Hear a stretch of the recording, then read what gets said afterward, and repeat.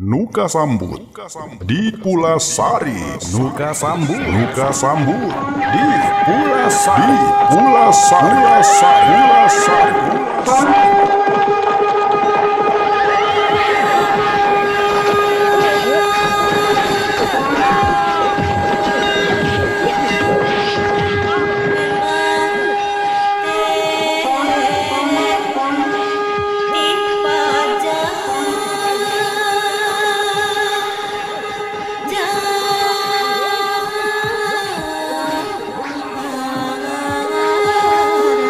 Nuka Sambut di Pulasari.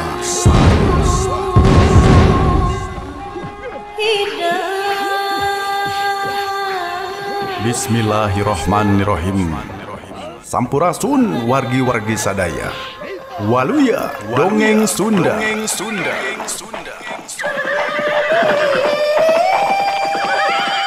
Channel YouTube Gilang Kasnadi Channel Seja Medar Carita Dongeng Sunda. Iya sana Aan Merdeka Permana. Dina judul Nuka Sambut di Pulasari.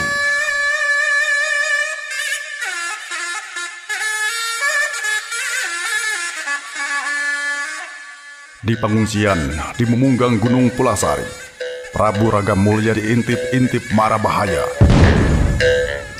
Pasukan Banten tetap miharep, Pajajaran ulah tapi kadisesakeun. Jang nyalametkeun kaayaan. Sesa-sesa Pakuan Pajajaran kudu dibagi dua. Sabagian mertahankeun puseur dayeuh Pakuan, sabagian deui ngajaga kasalamatan raja.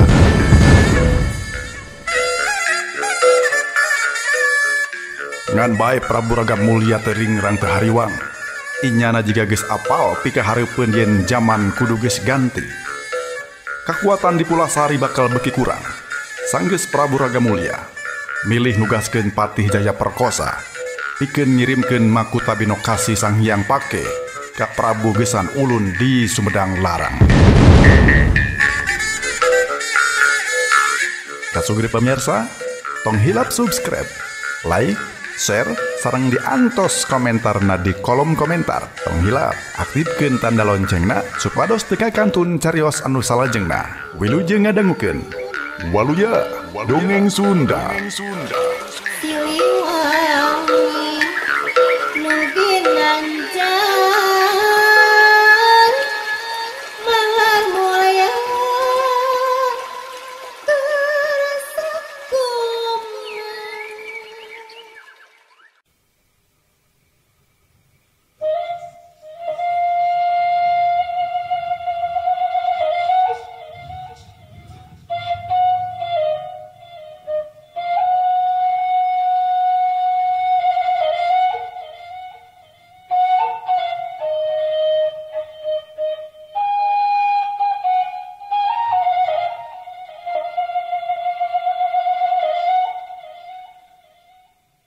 Giginggi hayang bumela ka raja, hayang nyalametkeun raja tina pangromeda urang Banten. Kusabab lumpatna ka cida gancangna atuh henteu kungsi sapoe oge manehna teh geus anjog katutugan Gunung Pulasari. Ngan bae hayang manggihan batur lembur, hayang manggihan lembur singkur anu katulahna kadu hejo teh ka cida susahna ka sugri. Lain bae susah dumeh jalan rarumpil jeung nanjak tur kudu kaluar asup leuweung gerotan. Bari eueuh jalan satapak peucang, susah soteh deui di antarana alatan manehna henteu ludeung tetelepek ka jalma anu pareng pasarandog. Manehna henteu wani sabab eta teh kukumaha bae oge wewengkon musuh. Bisa jadi pihak karaton Surasawan mah tara saban waktu ida gelihar ka eta wewengkon. Ngan bae saha anu nyaho deui lamun jalma anu kungsi pasarandog jeung manehna teh mangrupa mata musuh. Nu mata kari geus anjog katutugan Gunung Pulasari mah manehna teh jadi hese. Tepi da teu nyaho di mana ari kadu hejo lebah-lebahna. Ngan waktu keur aya di tengah leuweung luang liwung hawar-hawar ku manehna kadenge anu keur gedak-geduk melahan sulu. Waktu kumaha di deukeutan tur ditilik tika anggangan anu keur melahan suluh teh tetela hiji lalaki tengah tuwuh. Awak mah sembada jeung pakulitanana semu hideung. Anu manehna muji teh eta dumeh mireung awakna anu ting berhil jiga etas jalma sapopoena teh digawe heuras bae.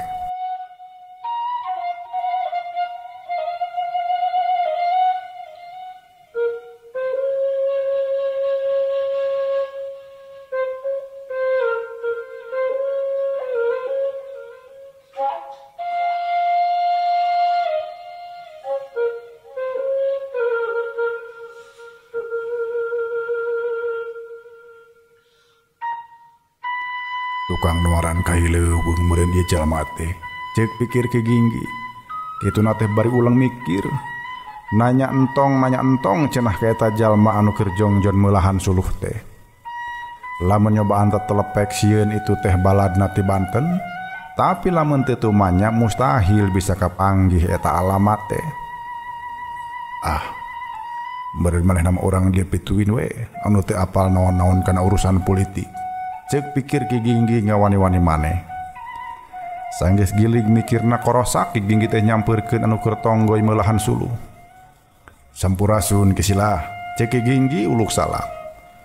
Nu keur meulahan suluh ku baliung badag teh eureun heula bari ngareret ka Ki Ginggi. Rampes, aya naon di saja. Salira maka kukurusokan ka ieu tempat. Ieu teh tempat anu henteu kasabab ku manusia. Sabab lamun kurang hati-hati kana direwek satu leuweung geura. Ceuk eta jelma bari geus rek ngalungkeun deui baliungna. Tapi cek Ki Ginggi manehna mah teu sieun ku satu leuweung. Atuh basa Ki Ginggi nembalan kitu teh si jalma muralang hatena asa kasigeung. Cenah meureun naha ieu mangkeluk teh manak sombong-sombong teuing.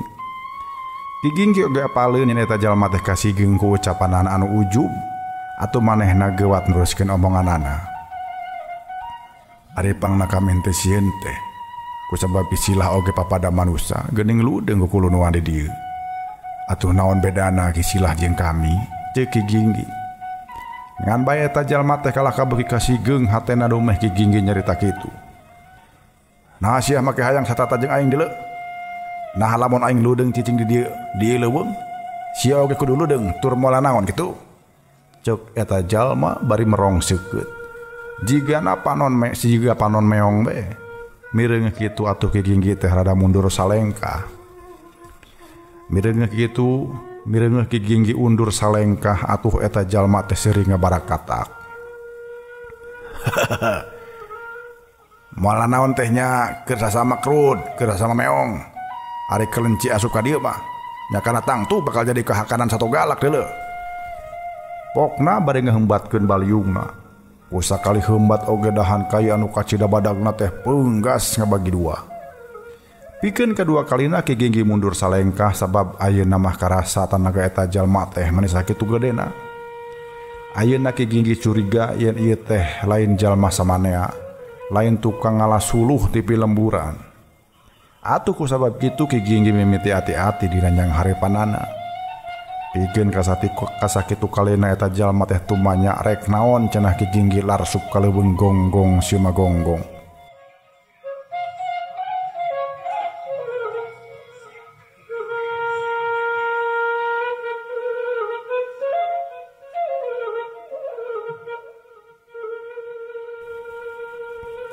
Sanes maksudna hoyong kukulibekan di jero leuweung. Puguh jisim abdi oge kalangsu ieu teh hoyong manggihan hiji alamat. Tembal Ki Ginggi jadi rada sopan nyaritana. Ngan bae ari anu disopanan mah angger wae songong. Aing mah tumanya teh ari sia deuk naon, luntalan tok ka dieu. Pokna bari mureleng deui. Ngadenge sora eta jalma anu songongnya heuras teh Ki Ginggi jadi penasaran nu matak ayeuna mah nyobaan bae balaka.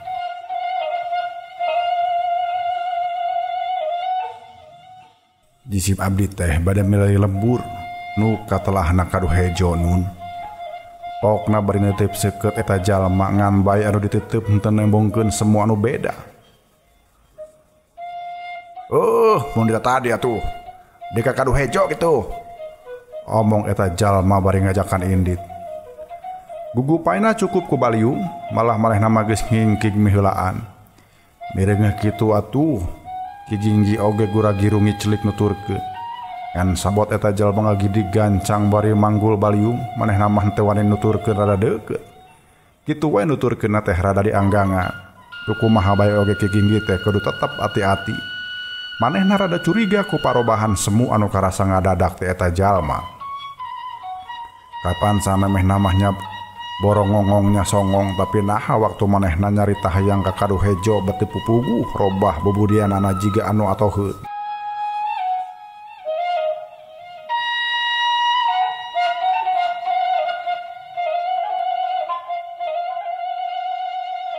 Pisilah, geuning kalah beuki ku kurusukan ka tempat anu jembet lempang teh. Ceuk Ki Ginggi jadi beuki curiga. Har, apanan cenah hayang ka Kaduhejo? Apanan cenah sia teh ludeung ku kurusukan ka tempat kieu? Bade resekona dipapagkeun ku kerun tawa mau. Ceuk eta jalma ngingetan, naon-naon anu kungsi diucapkeun ku Ki Ginggi tadi. Ki Ginggi beuki taki-taki. Malah ayeuna leumpangna oge beuki anggang bae ti jalma anu ngagedik di haripeunana teh. Deuleu ulah salah. Kaduhejo mah dipageran ku pager hirup, ceuk eta jalma. Ki Ginggi teh nembalan sakecap-kecap acan. Nyaho teh, naon ari pager hirup sia? Ceuk eta jalma bari angger ngungkug manggul baliung. Sumuhun. Eta panginten sabangsa pager anu dijieun tina tutubuhan jembet nun, tembal Ki Ginggi sahinasna. Lain siap lagu. Pager hirup teh sabangsa nu kieu yeuh. Ceuk eta jalma nyentak. Kituna teh bari ngahembatkeun baliungna sababaraha kali jiga rek nyacak awak Ki Ginggi.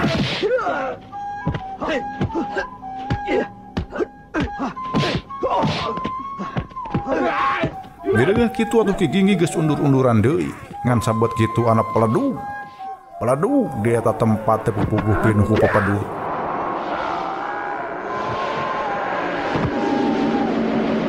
Beuki lila beuki kandel jeung hawana ngadadak ngecep tiis. Ki Ginggi nambahan kawaspadaanana. Manehna henteu wakawani bergerak kajaba urat-urat di sakujur awakna ranteng ngajaga bisi aya mara bahaya anu ngancam dirina. Danya bae teu kungsi dilatih eta kadenge sora anu ngagerem ti saban mazhab. Ti kenca ti katuhu ti hareukeun di tukang malah ti luhur oge tina dahan kai kadenge anu ngagerem handaruan bari cacakar.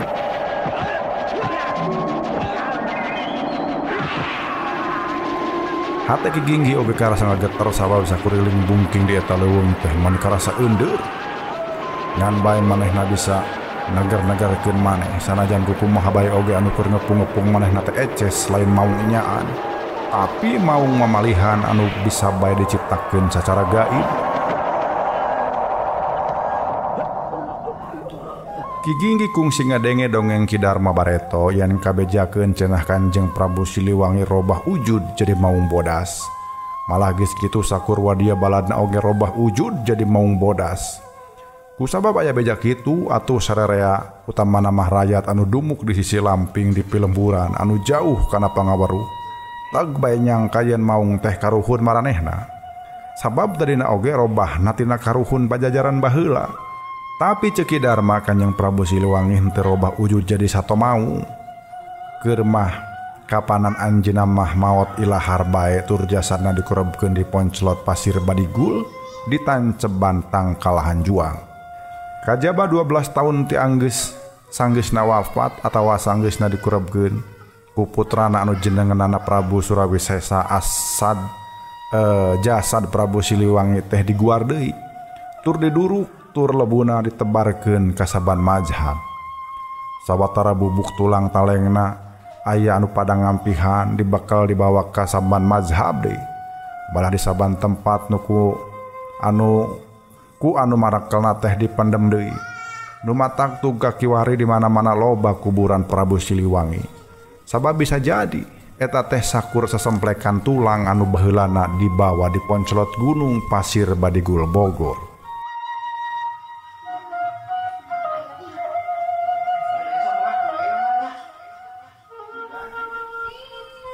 Kanjeng Prabu Siliwangi teh manusia sakti mandraguna. Pikeun ngajaga kasalamatan dirina henteu kudu anjeunna janten maung.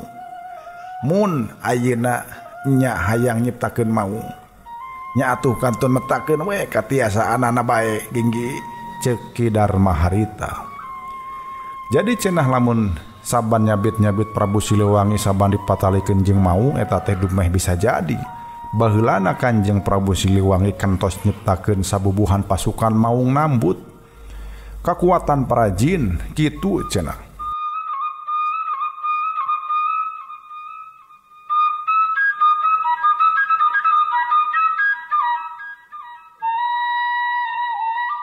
Ayeuna mireungeuh aya sabubuhan Maung henteu pupuguh ngepung-ngepung dirina kiginggih henteu rempan teh hariwang.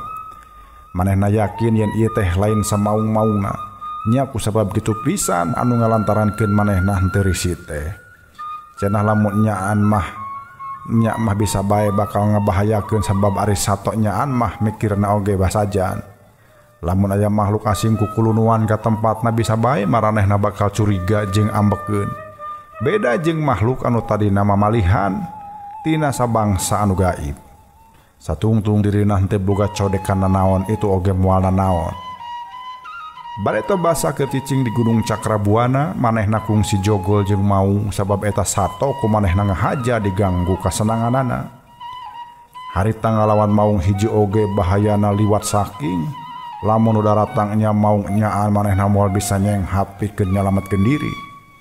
Ngan kusabab anu daratang ka dieu jeung jiga anu keur ngepung dirina teh lain samaung-maungna atuh kiginggih teh saeutik oge boga rasa teger. Harita keneh manehna mapatkeun jangjawokan anu kungsi dibikeun Buki Darma.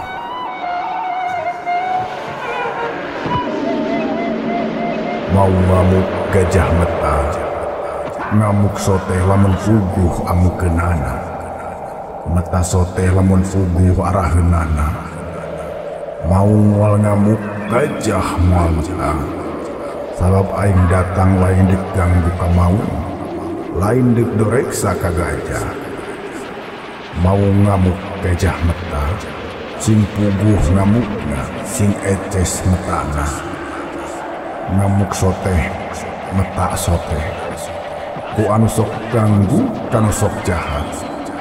Iya kami datang, lain dek ganggu, lain dek jahat. Datang sote alatan dek bumela kalemah cai, pajajaran anu saestuna.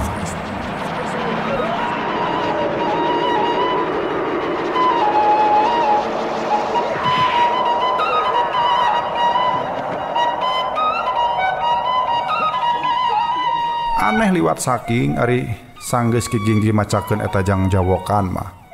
Sora tinggararem tinggalaur teh ngadadak simpe. Malah saeutik-saeutik lalangse pepadut mimiti laleungitan tepi kangilesna pisan. Basa kaayaan mimiti caang deui teu kapanggih yen di eta tempat kungsi aya sabubuhan Maung. Malah mah lalaki tengah tubuh anu ototna ting berahil oge eueuh nyaho ka mandi. Nyaho-nyaho ti tebeh ditu kadenge aya nu ngagero.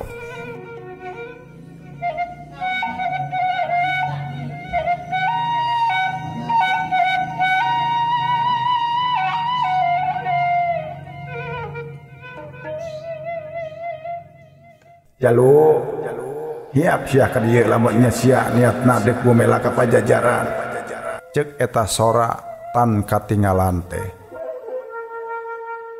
Atuh ari geus kitu mah kiginggih leumpang ngadeuketan eta sora. Sora anu nyalukan teh teuing ti mendi sabab saban ku kiginggih dituturkeun saban ngajauhan. Ngan ku sabab ngarasa panasaran atuh kumanehna terus we dituturkeun. Tepikeun dina pamustunganana anjog bae ka hiji palataran anu lalening jeung leresik. Lamun mah disebut pilemburan nya ukur pilemburan leutik kasebutna. Sabab jumlah imahna aya di dinya oge paling loba ukur 10 suhunan.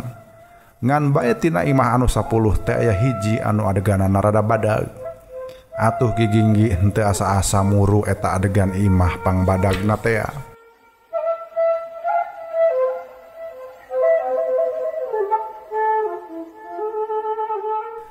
Di haripna palataran rada lega ari di hareupeun palataran aya paseban hateupna ku eurih sawareh aya oge ku injuk.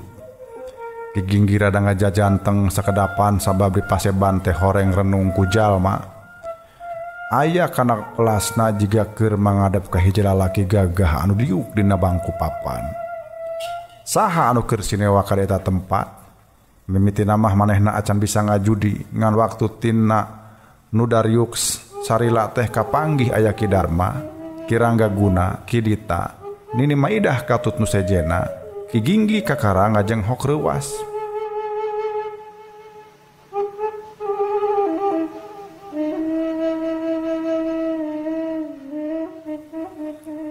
Tur henteu kungsi dilatih eta manehna geus bisa ngajudi saha nu keur disang hareupan ku maranehna harita. Ngajudi sarupa kitu atuh sanajan masih keneh jauh oge ngan brak bae Ki Ginggi teh deku geus kitu cedok nyembah hormat pisan. Haturan wilujeng tepang Gusti Prabu, pangapunten anu kasuhun. Wireh ieu jisim abdi anu laib nembe tiasa nepangan salira. Cek Ki Ginggi beak-beak yang ngasongkeun rasa hormat. Sabot kitu ari Ki Darma mah geus nyalukan manten. Montong loba teuing pencarekan sia budak bengal. Ayo geuat sia mangadep ka dieu. Pokna bari gugupay.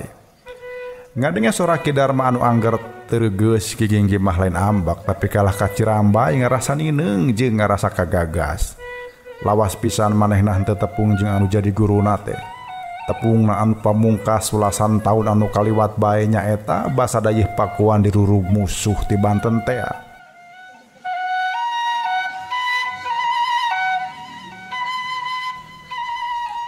Nya harita nyaeta dina zaman pakuan pajajaran diratuan ku Kanjeng Prabu Nilakendra. Dayeuh pakuan teh pikeun anu kadua kalina geus dirurug deui ku pasukan Banten. Ratus-ratus prajurit Surasowan geus ngepung dayeuh ti sababaraha juru. Pasukan pakuan anu geus kakepung teu bisa kumaha kajaba lamun sanggup nuturkeun taktik Ki Darma jeung Ki Jayaperkosa. Cek eta dua tokoh pajajaran teh pikeun meruhkeun musuh eueuh deui carana iwalti ngabedahkeun bantaran Kai Jati anu ngaberung leuwih sipatahunan.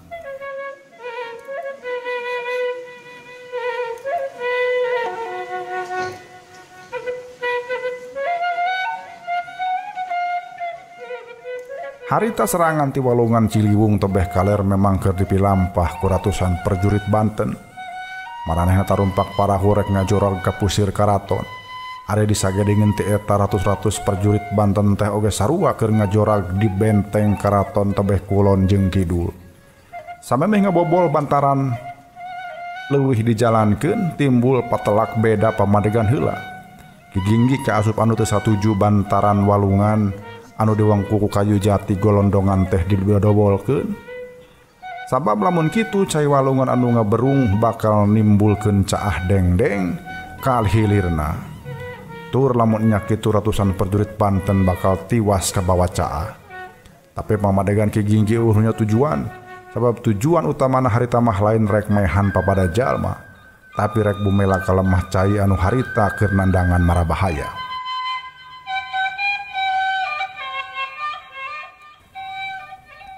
Keun bae palebat ieu mah ulah ngarasa dosa. Sabab boh itu boh ieu keur pada bajoang bumela ke nagarana. Lamun ratus-ratus prajurit Banten kudu tiwas harita keneh, keun bae maranehna tiwas jadi pahlawan sabab geus ngalaksanakeun bumela ka nagarana. Ceuk Ki Darma harita. Atuh pamustunganana tanggul atawa bantaran teh tulus didobolkeun. Kajadianana nya bae jiga anu pihari wangku Ki Ginggi. Iring-iringan ratusan prajurit Banten anu keur tarumpak parahu kabeh tiwas taya nu kapuluh. Sabab salian dikalelet caah dengdeng teh oge katubrukan jeung katinggangan ku Kai Jati golondongan ratusan kibik jumlahna.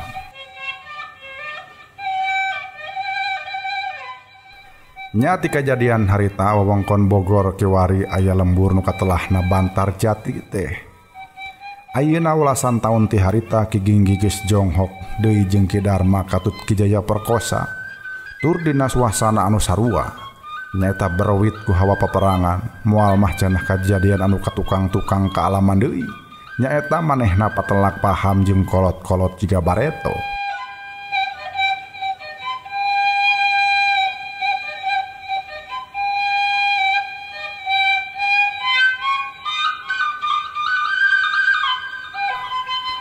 Bari Cirambay alatan kagagas Ki Ginggi nguriling nyembah kasaban jalma nu araya, kaasup ka hiji jajaka kasep anu diuk gigireun Kanjeng Prabu. Ki Ginggih teu apal saha eta budak ngora teh. Ngan bae mireungeuh pakaianana anu beda manehna bisa mastikeun yen eta budak ngora teh lain jalma samanea. Meureun boga hubungan darah jeung Kanjeng Prabu Ragamulya da pamentina oge manimeh sarimbag.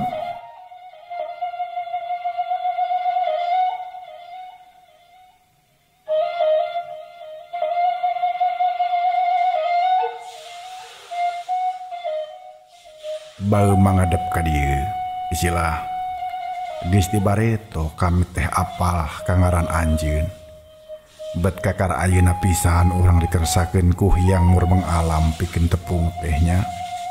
Saur Kanjeng Prabu Ragamulya anu kumisna nyeripit ipis jeung socana moncorong pikaserabeun tapi matak iuh kana hate.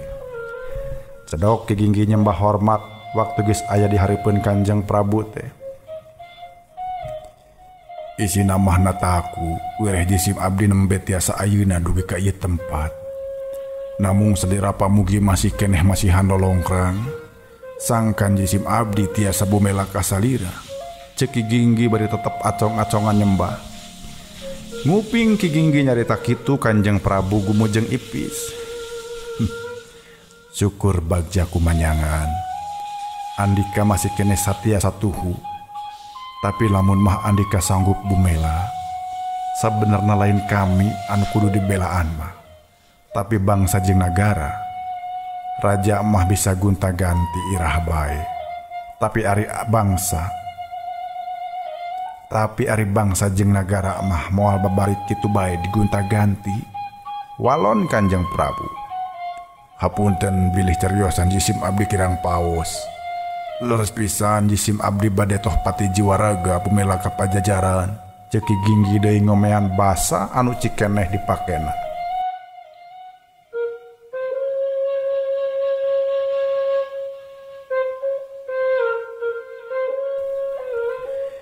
Manehna teu ngarasa leutik hate dumeh carita anana digeugeuikeun. Malah anu karasa mah manehna teh agul boga raja sakitu wijaksanana. Padahal yuswa Kanjeng Prabu teh ditaksir paling copel oge aya kana 40 tahunan. Jauh sahandapun umur manehna anu geus nincak kapala 5.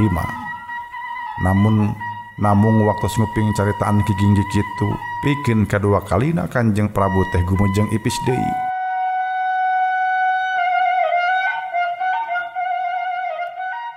Kade, ulah tukuh teh nyebut pajajaran. Sabab eta teh ukur ngaran. Hiji nagara isuk pageto bisa robah bisa ganti. Kapan samemeh aya pajajaran oge. Ngaranna teh Galuh Pakuan. Samemeh aya Galuh Pakuan oge katelahna teh Karajaan Sunda. Ari jauh samemeh Karajaan Sunda kapan ieu wewengkon teh kasebutna Karajaan Tarumanegara. Kajaba bangsana katutu wangkonna bae anu henteu robah teh. Saur Kanjeng Prabu deui. Sanggeus digeunggeureurkeun menang dua rintakan kakara Ki Ginggih ngahulang. Ngahulang soteh dumeh ngarasa bingung kana pamanggih nu jadi rajana. Kadengena teh cenah karasa aneh.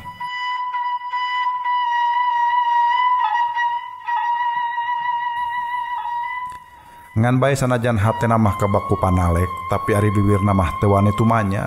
Henteu ngarenyu-renyu acan malah.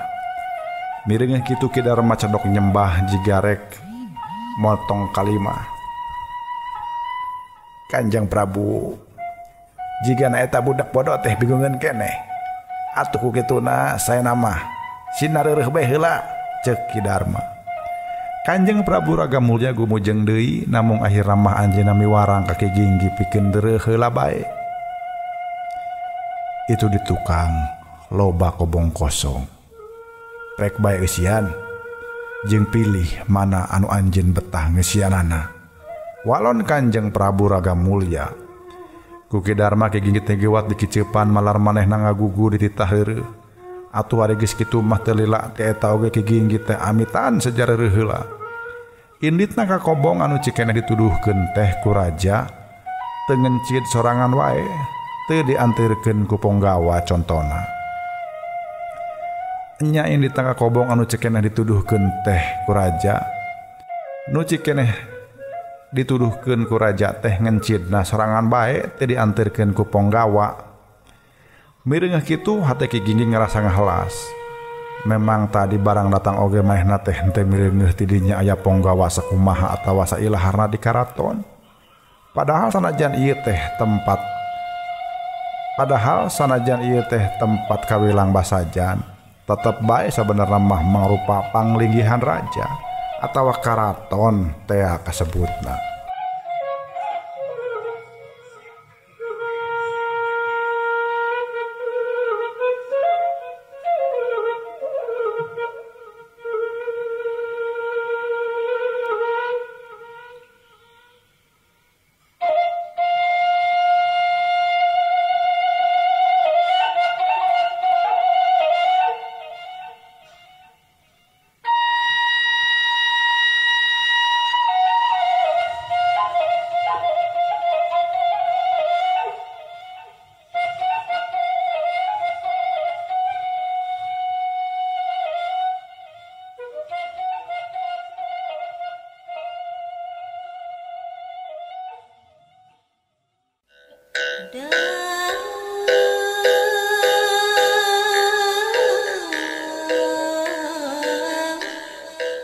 Memang teh tipaja